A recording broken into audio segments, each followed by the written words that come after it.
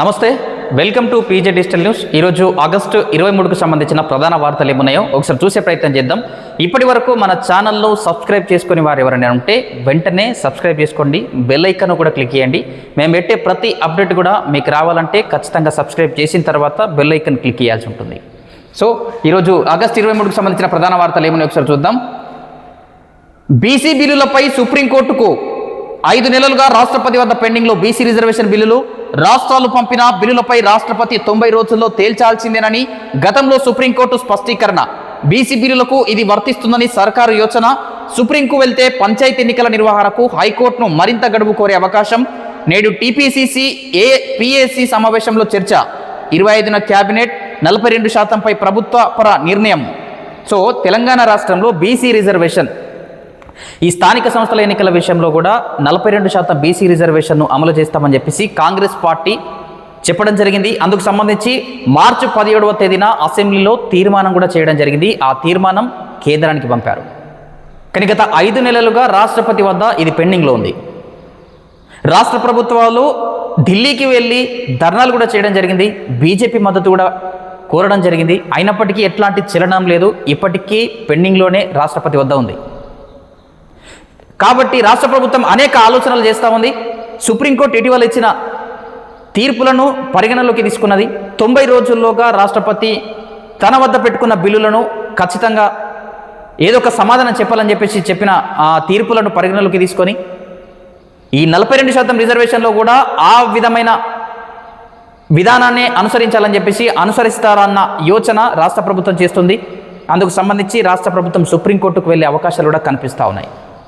ఇక సుప్రీంకోర్టుకు పోతే స్థానిక సంస్థల ఎన్నికలు మరింత లేట్ అయ్యే అవకాశాలు కూడా కనిపిస్తూ ఉన్నాయి. ఇప్పటికే రాష్ట్ర హైకోర్టు సెప్టెంబర్ 31లోగా తెలంగాణలో పంచాయతీరాజ్ స్థానిక సంస్థల ఎన్నికలు నిర్వహించాల్సిందేనని చెప్పడం జరిగింది. కానీ సుప్రీంకోర్టుకు పోతే మరింత అవకాశం, గడువు అడిగే అవకాశాలు కూడా కనిపిస్తూ ఉన్నాయి. చూడాలి మరి ఏం జరుగుతుందో ఈ 42% రిజర్వేషన్ విషయంలో. రాష్ట్రపతి వద్ద పెండింగ్లో ఉన్న బీసీ రిజర్వేషన్ బిల్లులపై సుప్రీంకోర్టును ఆశ్రయించాలని ప్రభుత్వం యోచిస్తోంది. ప్రభుత్వ బిల్లులను ఆమోదం కోసం రాష్ట్రపతి, గవర్నర్కు రాష్ట్ర ప్రభుత్వాలు పంపించినప్పుడు వాటిపై 90 రోజుల్లోగా నిర్ణయం తీసుకోవాలంటూ ఇటీవల సుప్రీంకోర్టు వ్యాఖ్యానించిన నేపథ్యంలో ఈ యోచన చేస్తోంది. విద్యా, ఉద్యోగాలు, స్థానిక ఎన్నికల్లో బీసీలకు 42% రిజర్వేషన్ కల్పిస్తూ మార్చి 17న తెలంగాణ అసెంబ్లీ ఆమోదించిన 2 బిల్లులు రాష్ట్రపతి వద్దకు చేరిన సంగతి తెలిసిందే. అయితే 5 నెలలుగా రాష్ట్రపతి వద్దనే ఆ 2 బిల్లులు పెండింగ్లో ఉన్నాయి. రాష్ట్రాలు పంపిన బిల్లులపై 90 రోజుల్లోగా రాష్ట్రపతి నిర్ణయం తీసుకోవాలంటూ సుప్రీంకోర్టు ఇచ్చిన రూలింగ్ బీసీ రిజర్వేషన్ బిల్లులకు కూడా వర్తిస్తుందని ప్రభుత్వ వర్గాలు చెబుతున్నాయి. సో గతంలో రాష్ట్రపతి కావచ్చు, రాష్ట్ర గవర్నర్ విషయంలో కావచ్చు, బిల్లులు ఏవైనా పంపితే 90 రోజుల్లోగా ఆ విషయంలో స్పందించాలని చెప్పేసి కూడా సుప్రీంకోర్టు చెప్పడం జరిగింది. సో అదే అంశము ఈ బీసీ రిజర్వేషన్ విషయంలో కూడా అమలు చేయాలని చెప్పేసి కూడా సర్కారు యోచిస్తుంది. ఒకవేళ సుప్రీంకోర్టుకు పోతే మనకు మద్దతుగా కూడా తీర్పులు వచ్చే అవకాశాలు కనిపిస్తూ ఉన్నాయన్న చిన్న ఆలోచనతోటి కూడా సుప్రీంకోర్టుకు పోయే యోచన రాష్ట్ర ప్రభుత్వం చేస్తూ ఉంది. సో సుప్రీంకోర్టులో వాయిదాలు అవన్నీ పడే అవకాశాలు కూడా లేకపోలేదు. ఒకవేళ సుప్రీంకోర్టుకే కనుక వెళ్తే ఈ సెప్టెంబర్ 31లోగా స్థానిక సంస్థల ఎన్నికలు జరగడం అనేది అసంభవం అనుకుంటున్నాం. ఎందుకంటే కోర్టులో కేసు నడుస్తూ ఉంటుంది. కోర్టులో కేసు నడుస్తున్న నేపథ్యంలో రాష్ట్ర ప్రభుత్వం కూడా హైకోర్టును కానీ ఈ సుప్రీంకోర్టును కానీ ఈ విషయంలో గడువు కోరే అవకాశాలు కూడా కనిపిస్తూ ఉన్నాయి స్పష్టంగా. చూడాలి మరి ఏం జరుగుతుందో. జైలు నుంచి పాలన కుదరదు, 50 గంటలు జైల్లో ఉంటే ప్రభుత్వ ఉద్యోగి ఉద్యోగాన్ని కోల్పోతాడు. ప్రధానమంత్రి, ముఖ్యమంత్రి, మంత్రులకు ఈ రూల్ వర్తించదా? వారు జైల్లో ఉన్న ప్రభుత్వంలో కొనసాగుతున్నారు. నాయకులు ఇలా ఉంటే అవినీతిపై పోరాడేదేలా? కాంగ్రెస్ పాలనలో అవినీతిపై పెద్ద చిట్టానే ఉంది. బీహార్లో ఆర్జేడీ పాలన లాంతరు యుగం. బెంగాల్ అభివృద్ధికి తృణమూలే అడ్డంకి. ప్రధానమంత్రి నరేంద్ర మోదీ. బీహార్, పశ్చిమ బెంగాల్లో 1000 కోట్ల విలువైన ప్రాజెక్టులకు ప్రారంభోత్సవాలు, శంకుస్థాపనలు. సో బీహార్లో పలు శంకుస్థాపనలు చేసిన నేపథ్యంలో నిర్వహించిన కార్యక్రమంలో ప్రధాని నరేంద్ర మోదీ గారు చెప్పడం జరిగింది, ఒక ప్రభుత్వ ఉద్యోగి తనపై నేరారోపణ గావించబడి 50 గంటలు జైల్లో మగ్గితే తన ఉద్యోగం కోల్పోతారు. అదే విధమైన తీరు ప్రజాప్రతినిధులు, రాజకీయ నాయకులు, ముఖ్యమంత్రులు, ప్రధానమంత్రులు, కేంద్ర మంత్రులు వీరిపై కూడా వర్తింప చేయనున్నట్లు ప్రధాని నరేంద్ర మోదీ గారు చెప్పారు. అందుకు సంబంధించిన బిల్లు కూడా ప్రవేశపెట్టారు. పార్లమెంటరీ సంయుక్త పరిశీలనకు కూడా దాన్ని పంపారు. దీనిపై ప్రతిపక్షాలు కూడా బగ్గుమన్నాయి. ప్రతిపక్షాలంతా కూడా వ్యతిరేకిస్తూ ఉన్నాయి. సో ప్రతిపక్షాలకు ధీటుగా ప్రధానమంత్రి కూడా సమాధానాలు చెప్తా ఉన్నారు. అంటే ప్రతిపక్షాలలోనే కొంతమంది జైల్లో ఉండి కూడా పాలన సాగించారని చెప్పేసి కూడా విమర్శలు చేయడం జరిగింది. సో మరి ఇది ఎంతవరకు అమలు జరుగుతుందో చూడాలి. ఒక విధంగా ఇదైతే మంచి పాలసీ అనే చెప్పొచ్చు. ఎందుకంటే రాజకీయ నాయకులకైతే ఇది మింగుడు పడకపోవచ్చు అని చెప్పి చాలామంది విశ్లేషకులు కూడా చెప్తా ఉన్నారు. సో ఈ విషయంలో ఏముంది ఒకసారి చూద్దాం. తీవ్ర నేరారోపణలతో అరెస్ట్ అయిన వ్యక్తులు జైలు నుంచి పాలన సాగించడంపై ఇక కుదరదని ప్రధాని నరేంద్ర మోదీ స్పష్టం చేశారు. 30 రోజులకు పైగా జైల్లో ఉన్న పీఎం, సీఎం, కేంద్ర రాష్ట్రాల మంత్రులు 31వ రోజున ఆటోమేటిక్గా పదవిని కోల్పోయేలా తీసుకొచ్చిన బిల్లులను ఆయన సమర్థించారు. 50 గంటల పాటు జైలు శిక్ష అనుభవించిన ఒక ప్రభుత్వ ఉద్యోగి తన ఉద్యోగాన్ని కోల్పోతాడు. ముఖ్యమంత్రి, ప్రధానమంత్రి, మంత్రులకు ఈ నిబంధన ఎందుకు వర్తించదు? వారు జైల్లో ఉన్నా కూడా ప్రభుత్వంలో కొనసాగుతున్నారు. కొంతకాలం క్రితం కొందరు నేతలు జైల్లో నుంచే ఫైళ్లపై సంతకాలు చేయడం, ప్రభుత్వ ఆదేశాలు ఇవ్వడం మనం చూసాం. నాయకులే ఇలా ఉంటే ఇక అవినీతిపై ఎలా పోరాడగలమని ప్రధాని ప్రశ్నించారు. సో తీవ్ర నేరారోపణల విషయంలో, క్రిమినల్ కేసుల విషయంలో 5 సంవత్సరాలకు మించని, అంటే 5 సంవత్సరాలు పైబడి ఏదైనా జైలు శిక్ష గింత పడి ఉంటే ఆ విషయంలో 30 రోజులు జైలు జీవితం గడిపినా సరే 31వ రోజున ఆటోమేటిక్గా సంబంధిత రాజకీయ నాయకుడు కేంద్ర మంత్రి పదవిలో ఉంటారా, ముఖ్యమంత్రి పదవిలో ఉంటారా, లేదా ప్రధానమంత్రి పదవిలో ఉంటారా, ఏ పదవిలో ఉన్నా సరే పదవీచ్యుతుడవుతారు, అంటే పదవిని కోల్పోతారు అనేది ఈ బిల్లు యొక్క సారాంశం. చూడాలి మరి మిగతా 2వ పేజీలో ఒకసారి చూసే ప్రయత్నం చేద్దాం. సో ఆయన ప్రధానమంత్రి బీహార్లో కొన్ని కార్యక్రమాలకు శుక్రవారం ఆయన పర్యటించారు. ఆ విధంగా కొన్ని శంకుస్థాపనలు కూడా చేశారు. అక్కడ ఏర్పాటు చేసిన కార్యక్రమంలో ఈ బిల్లులపై ఆయన ప్రస్తావించడం అయితే జరిగింది. సో మిగతా వార్తలు ఒకసారి చూసే ప్రయత్నం చేద్దాం. మీది అనవసర ఆందోళన, అసెంబ్లీలో చర్చించిన తర్వాతే తదుపరి చర్యలను ప్రభుత్వం చెబుతుంది. విచారణ సంఘం నివేదికను సభలో పెట్టి చర్చించవచ్చని చట్టంలో ఉంది. ఈ దశలో ఎలాంటి మధ్యంతర ఉత్తర్వులు ఇవ్వాల్సిన అవసరం లేదు. బీఆర్ఎస్ అధినేత కేసీఆర్, హరీష్ రావు పిటిషన్లపై హైకోర్టు స్పష్టీకరణ. నివేదికను నెట్లో పెట్టి ఉంటే తొలగించాలని సర్కారుకు ఆదేశం. కౌంటర్ దాఖలుకు 5 వారాల గడువు. తదుపరి విచారణ అక్టోబర్ 7వ తేదీకి. సో కాళేశ్వరం ప్రాజెక్టు విషయంలో నివేదిక తయారు చేయాలని చెప్పేసి పీసీ ఘోష్ కమిషన్ కూడా ఏర్పాటు చేయడం జరిగింది. అందుకు సంబంధించి పీసీ ఘోష్ నివేదిక కూడా సమర్పించారు. ఆ పీసీ ఘోష్ నివేదిక పబ్లిక్ డొమైన్లో నెట్లో పెట్టారని చెప్పేసి కూడా బీఆర్ఎస్కు సంబంధించిన కేసీఆర్, హరీష్ రావులు కోర్టును ఆశ్రయించారు మధ్యంతర ఉత్తర్వులు జారీ చేయాలని చెప్పేసి. కానీ కోర్టు ఒక నివేదిక వచ్చిన తర్వాత వెంటనే చర్యలు తీసుకోనికి లేదు. ఆ నివేదికను చర్చించిన తర్వాతనే నిర్ణయాలు తీసుకుంటారని చెప్పేసి కూడా కోర్టు కూడా స్పష్టం చేయడం జరిగింది. ఆ విషయంలో పిటిషనర్లు ఆందోళన చెందాల్సిన అవసరం లేదని చెప్పేసి కూడా చెప్పడం జరిగింది. ఒకసారి చూసే ప్రయత్నం చేద్దాం. కాళేశ్వరం ప్రాజెక్టులో అవకతవకలు జరిగాయన్న ఆరోపణలపై ప్రభుత్వం నియమించిన పీసీ ఘోష్ కమిషన్ ఇచ్చిన నివేదికను కొట్టేయాలని కోరుతూ కేసీఆర్, హరీష్ వేసిన పిటిషన్లపై మధ్యంతర ఉత్తర్వులు ఇవ్వడానికి హైకోర్టు నిరాకరించింది. ఆ నివేదిక ఆధారంగా ఇప్పటికప్పుడు ప్రభుత్వం చర్యలు తీసుకుంటుందని పిటిషనర్లు అనవసరంగా ఆందోళన చెందుతున్నారని వ్యాఖ్యానించింది. నివేదికను శాసనసభలో పెట్టి చర్చించిన తర్వాతే తదుపరి చర్యలు తీసుకుంటామని రాష్ట్ర ప్రభుత్వం చాలాసార్లు చెప్పిందని చెప్పేసి కూడా పిటిషనర్లు అనవసరంగా ఆందోళన చెందుతా ఉన్నారు. నివేదిక ఇచ్చిన వెంటనే చర్యలు తీసుకోరు. శాసనసభలో ప్రవేశపెట్టి చర్చించిన తర్వాతనే చర్యలు తీసుకుంటారు. ఆ విషయంలో పిటిషనర్లు ఆందోళన చెందాల్సిన అవసరం లేదు. ఈ విషయంలో మధ్యంతర ఉత్తర్వులు అనవసరం అని చెప్పేసి కూడా హైకోర్టు చెప్పడం జరిగింది. ఒకసారి 12వ పేజీలో చూద్దాం మిగతాది.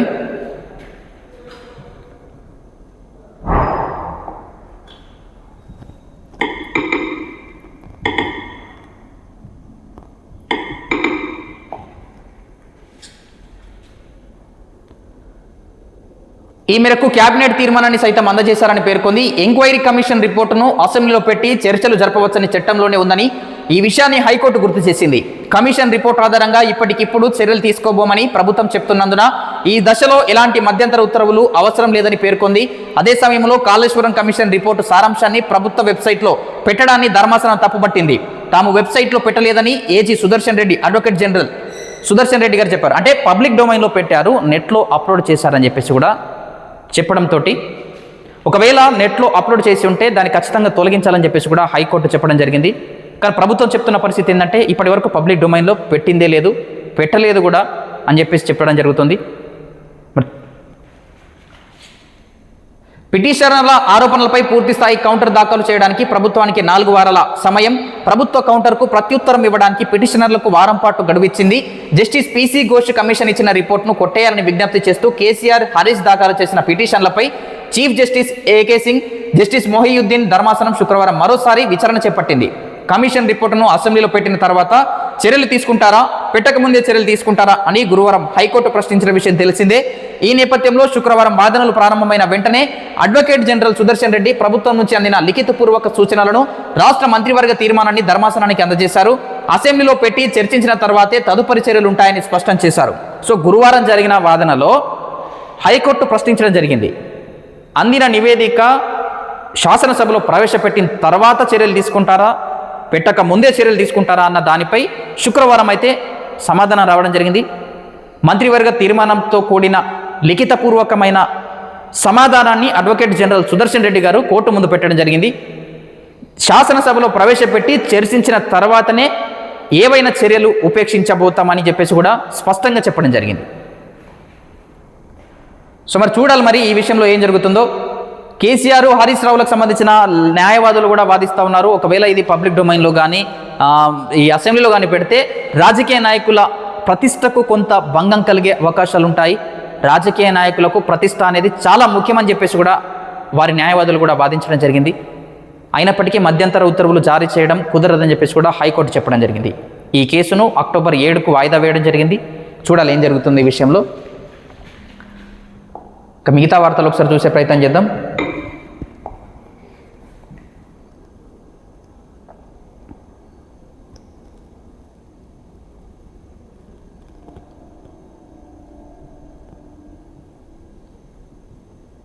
ఇక మిగతా వార్తలు ఒక్కసారి చూద్దాం.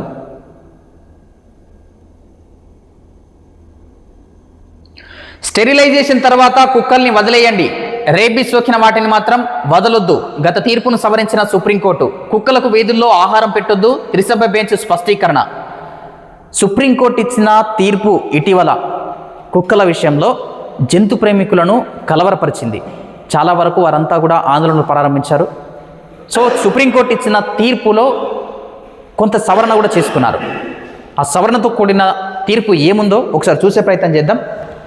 ఢిల్లీలో ఒక వీధి కుక్క కూడా కనిపించకుండా అన్నింటినీ తరలించేయండి, స్టెరిలైజేషన్ తర్వాత కూడా వీధుల్లోకి వదిలిపెట్టొద్దంటూ ఇచ్చిన తీర్పును శుక్రవారం సుప్రీంకోర్టు సవరించింది. స్టెరిలైజేషన్ అంటే ఏం లేదు, సంతానోత్పత్తిని నియంత్రించడం. అంటే సంతానం కలగకుండా వాటికి సర్జరీ చేయడము, శస్త్రచికిత్సలు చేయడం. అలా చేయడం ద్వారా కుక్కల్ని నివారించవచ్చు అని చెప్పేసి కూడా చెప్పొచ్చు. సో అలా స్టెరిలైజేషన్ చేసిన తర్వాత కూడా కుక్కలను వీధుల్లోకి వదలొద్దు అంటూ సుప్రీంకోర్టు ఇచ్చిన తీర్పుపై జంతు ప్రేమికులంతా కూడా ఆందోళన వ్యక్తం చేశారు, కలవరపడ్డారు, ధర్నాలు కూడా చేయడం జరిగింది. స్టెరిలైజేషనే అయిపోతుంది, కుక్కల్ని నివారించేస్తున్నారు, దాని తర్వాత కూడా వదలడానికి ఏంటి ప్రాబ్లం అని చెప్పేసి కూడా ధర్నాలు చేయడం జరిగింది. సో ఆ విషయంలో జస్టిస్ గవాయ్ గారే బెంచ్లో జోక్యం చేసుకోవడం జరిగింది. ఇది అరుదుగా జరుగుతుంటుంది. సో స్టెరిలైజేషన్ తర్వాత కుక్కల్ని వదిలేయచ్చు అని చెప్పేసి కూడా సుప్రీంకోర్టు తాజాగా చెప్పడం జరిగింది. కానీ రేబీసు, ఇతర తీవ్ర స్వభావం ఉన్న, ఇతర తీవ్ర వ్యాధులున్న కుక్కల్ని మాత్రం వదలొద్దని చెప్పేసి కూడా చెప్పడం జరిగింది. ఒకసారి చూసే ప్రయత్నం చేద్దాం. స్టెరిలైజేషన్ తర్వాత కూడా వీధుల్లోకి వదిలిపెట్టద్దంటూ ఇచ్చిన తీర్పును శుక్రవారం సుప్రీంకోర్టు సవరించింది. వీధుల్లో పట్టుకున్న కుక్కలను స్టెరిలైజేషన్ తర్వాత తిరిగి వీధుల్లోకి వదిలిపెట్టాలని ఆదేశించింది. అయితే రేబీస్ వ్యాధికి గురైన వాటిని, తీవ్ర స్వభావం కలిగిన వాటిని మాత్రం షెల్టర్లకే పరిమితం చేయాలని స్పష్టం చేసింది. వీధుల్లో కుక్కలకు ఆహారం పెట్టడాన్ని అనుమతించరాదని, ఈ నిబంధనను ఉల్లంఘించిన వారిపై కఠిన చర్యలు తీసుకోవాలని అధికారులను ఆదేశిస్తూ తాజా ఉత్తర్వులు జారీ చేసింది. నిజానికి వీధి కుక్కలపై ఇటీవల సుప్రీంకోర్టు తీసుకున్న నిర్ణయం జంతు ప్రేమికులను కలవరపరిచింది. వీధి కుక్కల సమస్యను నియంత్రించడంలో స్టెరిలైజేషన్ ప్రక్రియకు ఉన్న ప్రాధాన్యాన్ని కోర్టు విస్మరించిందని పెటా వంటి జంతు సంరక్షణ సంస్థలు పెదవి విరిశాయి. ఈ నెల 8వ తేదీన జస్టిస్ పార్థివాలా నేతృత్వంలోని ద్విసభ్య బెంచ్ ఇచ్చిన తీర్పుపై ప్రధాన న్యాయమూర్తి జస్టిస్ గవాయ్ స్వయంగా కలగజేసుకున్నారు. పునఃపరిశీలన కోసం ఈ అంశాన్ని 3 సభ్యుల బెంచ్కు ఆయన కేటాయించారు. ఒక బెంచ్ తీసుకున్న నిర్ణయంలో చీఫ్ జస్టిస్ జోక్యం చేసుకోవడం చాలా అరుదు. ఈ నేపథ్యంలో justice Vikramnath, justice Sandeep Mehta, justice NV అంజారియాలతో కూడిన బెంచ్ శుక్రవారం తాజా ఆదేశాలు జారీ చేసింది. కోర్టు వ్యాఖ్యలు మరీ కఠినంగా ఉన్నాయి అంటూ గత తీర్పును బెంచ్ ప్రస్తావించింది. ఉద్దేశించిన లక్ష్యాన్ని చేరుకోవడం ఏకపక్ష తీర్పులతో వీలు కాదని వ్యాఖ్యానించింది. సో స్వయంగా chief justice of India justice Gavai గారు కలగజేసుకున్నారు ఆ విషయంలో కూడా. సో తాజా ఉత్తర్వులు అయితే జారీ చేశారు. స్టెరిలైజేషన్ తర్వాత వీధి కుక్కలను వీధుల్లో వదలవచ్చు. ఒకవేళ వాటికి రేబిస్ కానీ ఇతర వ్యాధులు ఏవైనా ఉంటే దాన్ని షెల్టర్లకు మాత్రమే పరిమితి చేయాలి. అదేవిధంగా వీధి కుక్కలకు వీధుల్లో ఆహారాన్ని పెట్టడాన్ని కూడా నిషేధించడం జరిగింది. ఆ విషయంలో ఎవరైనా నిబంధనలు ఉల్లంఘిస్తే చర్యలు కూడా తీసుకోవాలని చెప్పేసి ఆదేశాలు కూడా జారీ చేయడం జరిగింది. సో దీంతో జంతు ప్రేమికులంతా కూడా హర్షం వ్యక్తం చేశారు. సంబరాలు కూడా జరుపుకున్న సందర్భాలు ఉన్నాయి. సో ఇది ఆంధ్రజ్యోతి పేపర్కి సంబంధించి. నెక్స్ట్ వేరే పేపర్ చూసే ప్రయత్నం చేద్దాం. నెక్స్ట్ వెలుగు పేపర్ చూద్దాం. కమ్యూనిస్టు యోధుడు సురవరం ఇక లేరు. అనారోగ్యంతో ఆసుపత్రిలో కన్నుమూసిన సుధాకర్ రెడ్డి సిపిఐ జాతీయ ప్రధాన కార్యదర్శిగా కీలక బాధ్యతలు. నల్గొండ నుంచి 2 సార్లు ఎంపీగా విజయం. పార్లమెంట్లో కార్మిక స్థాయి సంఘానికి చైర్మన్గా సేవలు. సీఎం రేవంత్ రెడ్డి, సిపిఐ నేతలు, ప్రముఖుల సంతాపం. సిపిఐ అగ్రనేత సుధాకర్ రెడ్డి అనారోగ్య సమస్యల కారణంగా ఆయన చనిపోవడం జరిగింది. సో ఆయన మరణం పట్ల సీఎం రేవంత్ రెడ్డి, ఇతర నేతలు కూడా, ప్రముఖులు కూడా సంతాపం వ్యక్తం చేశారు. కాళేశ్వరం రిపోర్టుపై స్టేకు నో. కేసీఆర్ హరీష్కు హైకోర్టులో ఎదురుదెబ్బ. ఇంతకుముందే చూసాం మనము ఈ వార్త. 1623 స్పెషలిస్ట్ డాక్టర్ పోస్టుల భర్తీకి నోటిఫికేషన్. తెలంగాణ వైద్య విధాన పరిషత్ పరిధిలో 1616 సివిల్ అసిస్టెంట్ సర్జన్ స్పెషలిస్ట్ పోస్టులు. టీజీఎస్, ఆర్టీసీ హాస్పిటళ్లలో 7 మెడికల్ ఆఫీసర్ స్పెషలిస్ట్ పోస్టుల భర్తీకి నోటిఫికేషన్ రిలీజ్ అయింది. సెప్టెంబర్ 8 నుంచి 22 సాయంత్రం 5 గంటల వరకు సంబంధిత వెబ్సైట్ ద్వారా అప్లికేషన్లు స్వీకరించనున్నారు. సో వైద్య వృత్తి చేపట్టాలనుకున్న, ఆసక్తి కలిగిన, అందుకు సంబంధించి అర్హత పొంది ఉన్న అభ్యర్థులంతా కూడా దీనికి దరఖాస్తు చేసుకోవచ్చు. ఈ నోటిఫికేషన్ అయితే విడుదల కావడం జరిగింది. సంబంధిత వెబ్సైట్లో వివరాలు కూడా పొందుపరిచి ఉంటారు. మిగతా వార్తలు.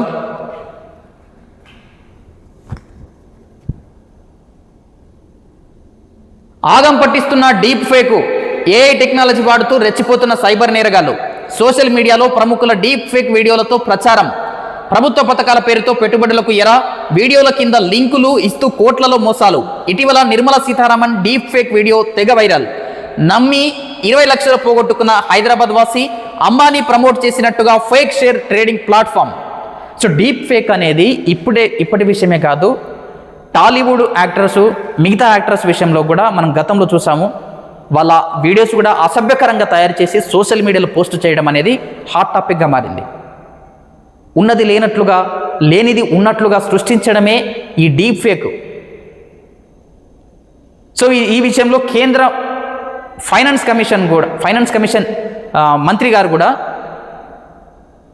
ఆమె కూడా డీప్ ఫేక్ గురి కావడం జరిగింది. కొంత నిరాధారమైనవి అని చెప్పొచ్చు. ఇవి గుర్తుపట్టలేనంతగా ముఖ కవలికలు, భాష, మహాభావి ఇదంతా కూడా క్రియేట్ చేసింది, ఇదంతా ఫేక్ అని చెప్పేసి కూడా చెప్పడం జరుగుతూ ఉంది. సో ఈ వీడియోలంతా కూడా ప్రచారం చేయడం జరుగుతూ ఉంది. సో ఈ విషయంలో మరి ఏందో ఒకసారి చూద్దాం.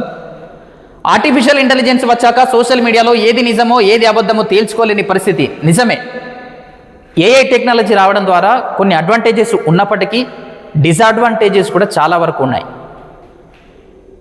అటు ఏఐ టెక్నాలజీ కారణంగా ఆఫ్లైన్లో ఉద్యోగాలు చేస్తున్న వారంతా కూడా ఉద్యోగాలు కోల్పోవడం ఒకటి డిసడ్వాంటేజ్.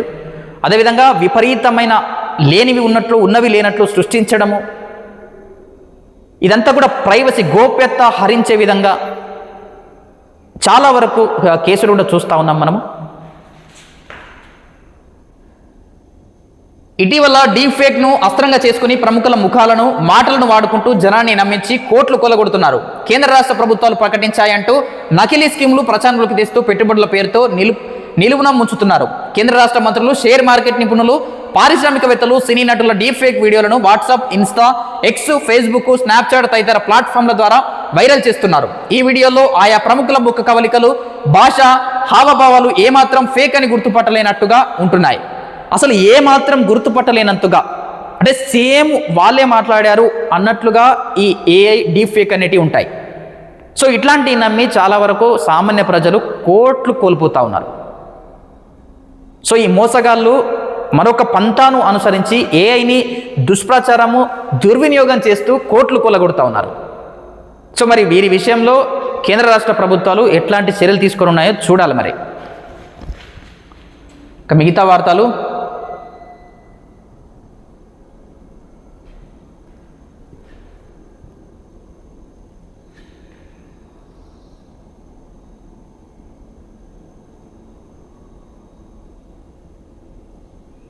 ఈగల్ సెల్ పేరుతో fake notification. Anti narcotics unit cell పేరుతో సైబర్ నేరగాళ్లు కొత్త తరహా మోసాలకు తెరతీశారు. ఈగల్ యాంటీ నార్కోటిక్స్ యూనిట్లో హోంగార్డుల నియామకానికి నోటిఫికేషన్ జారీ చేసినట్లు సోషల్ మీడియాలో ప్రచారం చేస్తున్నారు. 10వ తరగతి పాస్ అయిన అభ్యర్థులు అర్హులని నెలకు 25,000 నుంచి 26,000 వరకు జీతంతో పాటు ఇతర సౌకర్యాలు కల్పిస్తామని ప్రచారం చేస్తారు. సెప్టెంబర్ 9న జాయినింగ్ రిపోర్ట్ తర్వాత 15 రోజులు ట్రైనింగ్ ఇస్తామని కేటగాళ్లు పేర్కొన్నారు. కాగా ఇది పూర్తిగా అవాస్తవమని ఈగల్ డైరెక్టర్ సందీప్ షాండిల్య స్పష్టం చేశారు. ఈ మేరకు శుక్రవారం ఆయన ఒక ప్రకటన విడుదల చేశారు. తెలంగాణ పోలీసు శాఖ కానీ ఈగల్ సెల్ నుంచి కానీ ఎలాంటి నోటిఫికేషన్ విడుదల చేయలేదని వెల్లడించారు. యాంటీ నార్కోటిక్స్ యూనిట్స్ ఈగల్ ఈ శాఖలో కొన్ని హోంగార్డ్ పోస్టులకు సంబంధించి నోటిఫికేషన్ ఫేక్ నోటిఫికేషన్ అని చెప్పొచ్చు. సో సంబంధిత అధికారులు కూడా దీన్ని ఫేక్ అని నిర్ధారించారు. అభ్యర్థులంతా కూడా నిరుద్యోగులంతా కూడా ఖచ్చితంగా జాగ్రత్తలు వహించాల్సిన అవసరం ఉంటుంది. ఎందుకంటే నిరుద్యోగులంతా ఉద్యోగాల కోసం వేచి చూస్తూ అలసిపోయారు. ఈ సమయంలో ఎట్లాంటి నోటిఫికేషన్ వచ్చినా సరే అది కింది స్థాయి ఉద్యోగాలైనా ఏ ఉద్యోగాలైనా సరే వెంటనే దరఖాస్తులు చేసేసుకుంటారు. సో ఈ క్రమంలో మోసపోయే అవకాశాలు కూడా లేకపోలేదు. కాబట్టి కొంత సంయమనం పాటించి నిరుద్యోగులంతా కూడా ముందస్తుగా జాగ్రత్త పడండి. సో ఇవి ఆగస్టు 23కు సంబంధించిన ప్రధాన వార్తలు. చూస్తూనే ఉండండి మన పీజే డిజిటల్ న్యూస్. నేను మీ ప్రదీప్ జిల్లెడ్వార్.